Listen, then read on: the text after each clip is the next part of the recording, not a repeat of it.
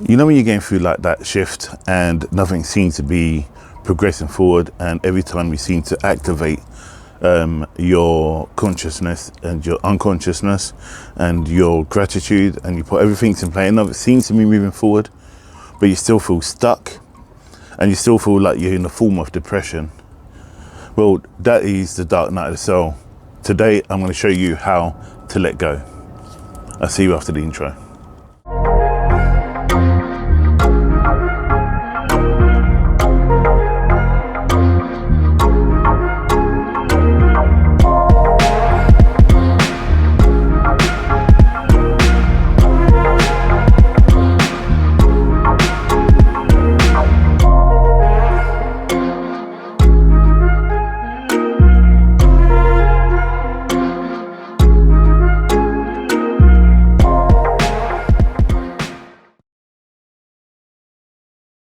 So welcome back, my name's Em, I'm from Karnak Holistics, where we learn together and we grow together in the sight of God.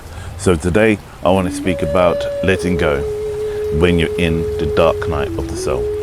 It is a pain, don't you think, when you're in that zone and things are going right and you've got your mind focused and you've got your ability to shift forward and you've got all your goals, but you just have that feeling that you are not moving forward, and you feel that everything seems to be mounting up on you, and it doesn't seem to feel that nothing seems to be unfolding. And the more and more you try and put into it, the more and more you feel like you're being pulled down this slippery slope. And the more and more you try to be aware of this slippery slope, and you try to put more traction in, i.e. focus on development, focus on understanding, focus on the actions that you're doing, being mindful of the things around you, being mindful of your present state, nothing seems to be happening. And I guess you're wondering what the hell that is about. But basically, the way you can activate it, the way you can let that stuff or overcome that stuff is by letting go.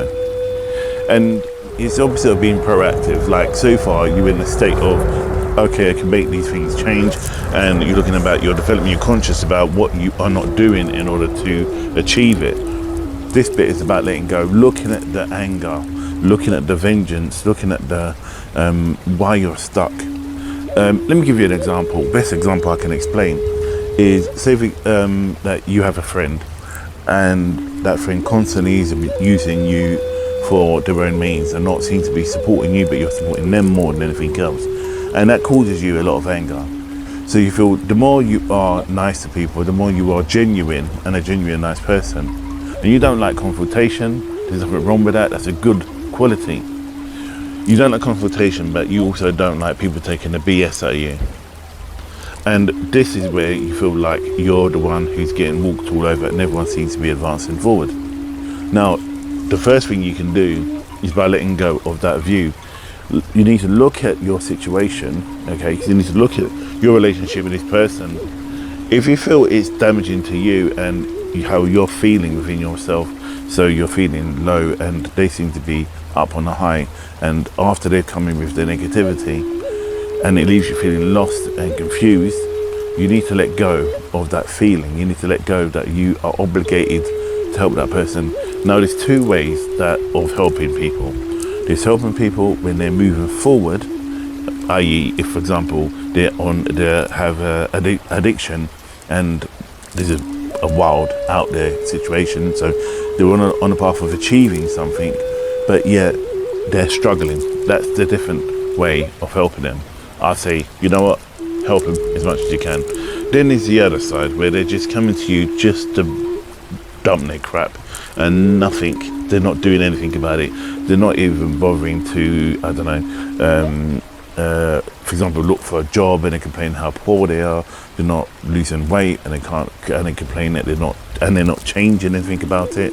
They're not going out exercising. They're not watching what they eat. So things like that. So in that sense, or for example, they keep meeting the wrong person, for example, but yet they seem to be going to the same places to meet these people or that type of quality of that person.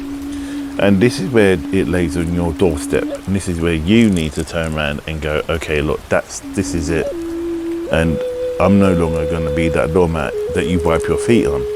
Then when people would get up and take notice of you. Now, you've heard my many videos. I said before, I go that I forgive, but I'm not going to associate myself with people who are toxic. And in that sense, when people are toxic, so let's take people out of this equation. Let's go back to you. Why I'm recording this video. This is about you. So you are in this state of that you're just stuck in this situation within yourself, and it's starting like the soul feels to be like you're drowning in this. I don't want to call it self-pity, in this unsurety about your movement forward, and it feels like that everything that you do doesn't seem to make much sense in how you want to advance and move forward. Every step you take, it feels like you're taking 2 steps forward and 3 steps back. What you need to do is start letting go of the stuff that's happened to you in the past. You got to stop blaming people for where you are now. You need to stop blaming yourself. First step of healing is admission and letting go of you. The minute you start letting go of you or your situations and you start forgiving yourself is the step you start to be able to kind of like make that change and open up and become a stronger individual.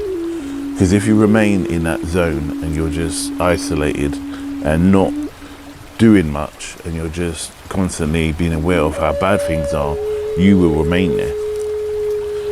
So the first step is to let go, is to do things to help you to let go. Meditation is one. Going for walks is the second. Eating well is another. Sleeping well is another.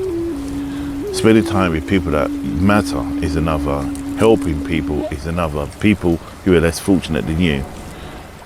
Doing the things you love is a massive part of getting better or coming out of this dark night of the soul and letting go.